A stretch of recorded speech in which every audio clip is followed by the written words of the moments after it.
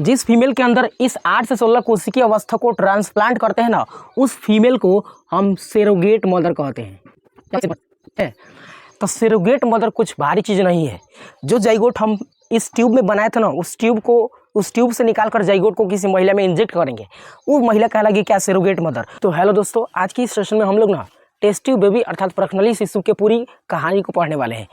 आपने जरूर आईवीएफ या फिर प्रखनली शिशु का तो नाम सुना है, लेकिन इस विधि में होता क्या है, सरोगेट मदर किसको कहते हैं, ये सारी कहानी इस वीडियो में पढ़ेंगे। और कैसे एक निसंतान माँ को संतान की प्राप्ति होती है, जिसके कारण उसके परिवार में खुशी का माहौल छा जाता है, उस पूरी प्रोसेस को इस सेशन में हम लोग पढ़ने वाले हैं। तो आइए शुरू करते खटाखट और समझते हैं टेस्ट ट्यूब बेबी प्रखनली शिशु की कहानी पूरी। तो देखिए दोस्तों, प्रखनली शिशु वाला जो विधि है ना, इसका इस्तेमाल या इसका उपयोग तब करते हैं जब कोई इनफर्टाइल अर्थात बांझ हो। देखिए, भारतीय समाज की बात करें तो भारत में हमेशा से ही ये नकारात्मक सोच सबके पास है कि हर बार इनफर्टाइल अर्थात बांझपन की समस्या महिला में होता है, जबकि ये गलत बात है। नर में भी होता है, लेकिन हमेशा कोसा जाता है किसको? महिला को। ये गलत बात है।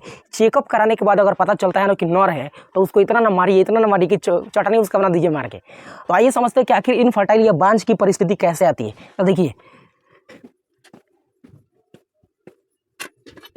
अगर हम मेल के अंदर बात करें तो मेल के अंदर गैमेट बनता है जिसका नाम स्पर्म है।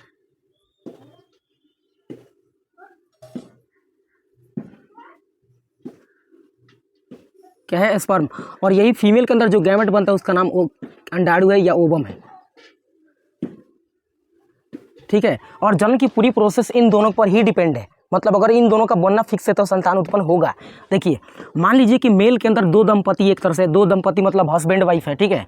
तो मेल के अंदर गैमेट नहीं बन रहा है अर्थात स्पर्म नहीं बन रहा है, और फीमेल के अंदर बन रहा है, तो क्या इन दोनों में संभोग की क्रिया होने से जाइगोट वगैरह भ्रूण या शिशु बनेगा? नहीं, क्योंकि दोनों का बनना जरूरी है।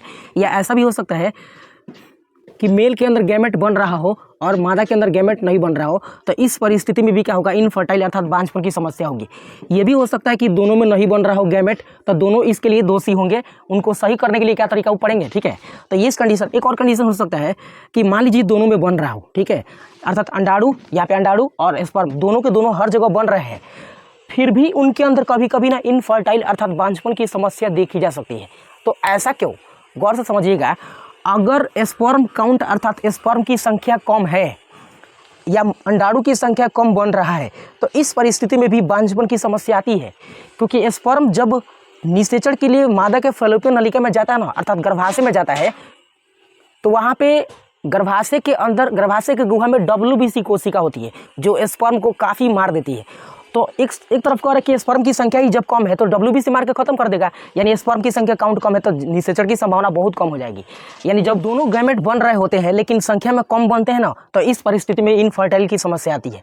अब इनको दूर करने के लिए तरीका क्या हो सकता है? अच्छा, एक और कंडीशन हो सकता है कि मान लीजिए कि मेल के अंदर भी बन रहा हो, फीमेल के अंदर भी बन रहा हो, लेकिन निषेचन के लिए एक वातावरण होता है, एक जगह होता है मादा के अंदर जिसका नाम फैलोपियन ट्यूब अर्थात डिंब वाहिनी या अंड वाहिनी होता है। तो अगर वो संक्रमित हो अर्थात FT यानी फैलोपियन नलिका, फैलोपियन ट्यूब अगर संक्रमित हो तो इस सिचुएशन में भी जाइगोट बनने के बहुत कम चांस होते हैं।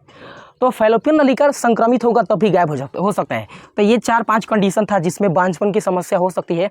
अब आप डिसाइड कर सकते हैं कि इनमें किसके किसके कमी है। देख रहे हैं। तो आइए दूर करने के कुछ उपाय सोचते हैं। देखिए, हम इस लास्ट वाले कंडीशन को ले रहे हैं, चौथा, पांचवा जो कंडीशन है ना यहाँ पे लास्ट में, उस कंडीशन को ले रहे हैं कि दोनों के अंदर बन रहा है गैमेट, प्रॉपर रूप से बहुत ज़्यादा बन रहा है, परंतु संक्रमित FT यानी फैलोपियन ट्यूब है। तो इस सिचुएशन में क्या करेंगे? अब देखिए, तो इस कंडीशन में करेंगे क्या कि नर के अंदर से जो स्पर्म बन रहा था उसको लेंगे, स्पर्म को। ठीक है, ये रहा। और मादा के अंदर तो गैमेट बन रहा था बहुत ज़्यादा, तो इसमें से एक किसी ओवम को ले सकते हैं, अंडाणु को ले सकते हैं।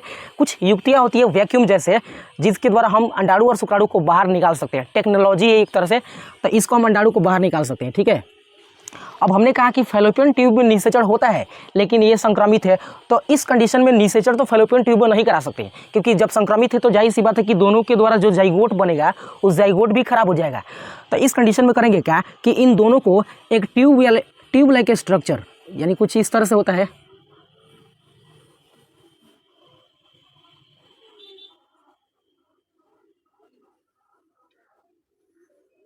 इस तरह से ट्यूब लाइक स्ट्रक्चर होता है। इसमें इस ट्यूब लाइक स्ट्रक्चर में उसी वातावरण का हम प्रयोग करते हैं जिस वातावरण के दौरान एक मादा के यूट्रस पे जो फैलोपियन ट्यूब में निषेचन का वातावरण होता है। कुल मिलाकर कह सकते हैं कि निषेचन के लिए जो फैलोपियन नलिका में वातावरण होता है ना, वही वातावरण इस ट्यूब में हम बनाते हैं अपने से आर्टिफिशियल तरीके से। और इसमें वातावरण बनाने के बाद क्या करते हैं कि इस स्पर्म को और ओवम को दोनों को इसमें डाल दिया जाता है। किसमें? इस वाले स्ट्रक्चर में, इसमें डाला जाता है ट्यूब में। अब जाहिर सी बात है कि इसमें अंडाणु है ये वाला, और यहाँ पे ये एक छोटा सा स्पर्म। जब दोनों को डाला जाएगा तो जाहिर सी बात है कि दोनों आपस में संलयित होंगे। अब दोनों संलयित होंगे तो इससे क्या बनेगा? तो जाइगोट बनेगा, और जाइगोट 2n होता है, द्विगुणित स्ट्रक्चर होता है। अब इस जाइगोट में होता है विभाजन, तो विभाजन होगा तो जाहिर सी बात है कि नई नई कोशिकाएं बनेगी। अब कोशिका बनेगी तो जब इनमें 8 से 16 कितना 8 से 16 कोशिका विभाजन हो जाता है ना, कितना 8 से 16 याद रखिएगा। तो 8 से 16 जब कोशिका का विभाजन होता है तब इस जाइगोट को यहाँ से निकाला जाता है। दोस्तों टॉपिक हमारा टेस्ट ट्यूब बेबी है, प्रखनली शिशु। तो टेस्ट ट्यूब बेबी या प्रखनली शिशु का मतलब ये कभी नहीं होगा कि इस ट्यूब में हम इस तरह के शिशु बना सकते हैं, नहीं हो सकता है, क्योंकि माँ से पोषण की प्राप्ति पॉसिबल है, न कि इस डिब्बा से। ठीक है, याद रखिएगा दोस्तों। तो इस 8 से 16 कोशिकीय अवस्था को निकाला जाएगा इसके अंदर से, यानी इस ट्यूब लाइक स्ट्रक्चर में से। उसके बाद क्या होगा कि एक ऐसे महिला को खोजा जाएगा जो इस 8 से 16 कोशिकीय अवस्था को एडॉप्ट करने योग्य हो। यानी अब जोहेंगे किसको? एक महिला को, क्योंकि इनके अंदर तो ट्रांसफर नहीं कर सकते, क्योंकि इनका जो यूट्रस का भाग है कुछ या ये संक्रमित है। इस संक्रमित होने से इस जाइगोट का अर्थात इस शिशु का भी खतरा हो सकता है, अतः इसमें हम ट्रांसप्लांट नहीं कर सकते हैं।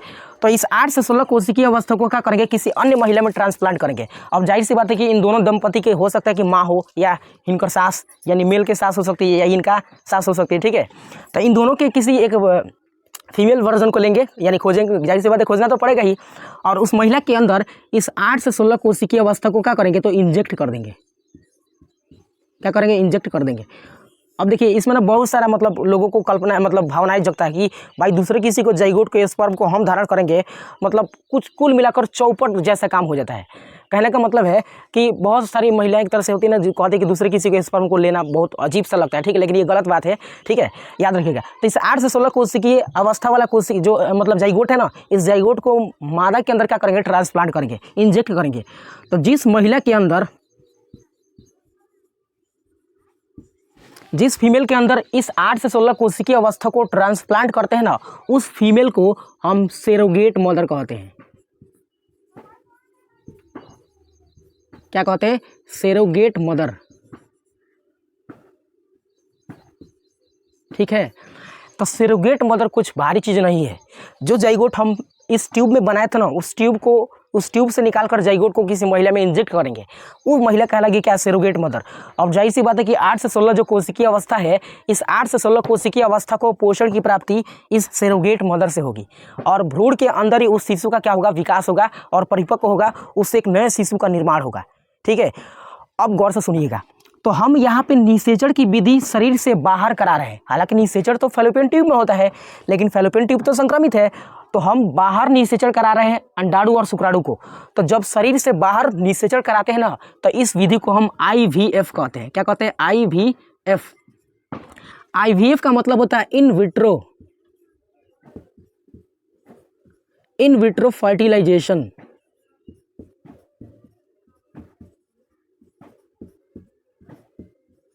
क्या बोलते हैं? इन विट्रो फर्टिलाइजेशन, शरीर से बाहर। तो आपने न्यूज में अक्सर सुना होगा कि IVF इंदिरा, है ना, ऐसा कुछ करके सुना होगा। तो IVF कुछ नहीं है, स्पर्म और शुक्राणु को जब निकाल कर बाहरी संलयित कराते हैं ना, यानी ट्यूब में, इस ट्यूब में, तो इस ट्यूब के अंदर जो क्या बोलते हैं, इस ट्यूब में जब हम निषेचन की क्रिया कराते हैं तो उसको IVF बोल देते हैं। अब जाहिर सी बात है कि जाइगोट बनेगा तो इसमें तो निषेचन के बाद संतान उत्पन्न नहीं होगा इसे, या जस्ट दिखाने के लिए बनाया आपको। ठीक है, तो जस्ट इस तरह से आप देख सकते हैं ना। आई होप आपको ये क्लियरिटी हो गया होगा कि क्या क्या चीज़ें होती है। सेरोगेट मदर क्या होता है कि जो मदर ग्रहण करती है मतलब स्पर्म को और ओवम को या फिर जाइगोट को, वो सेरोगेट मदर कहलाती है ना।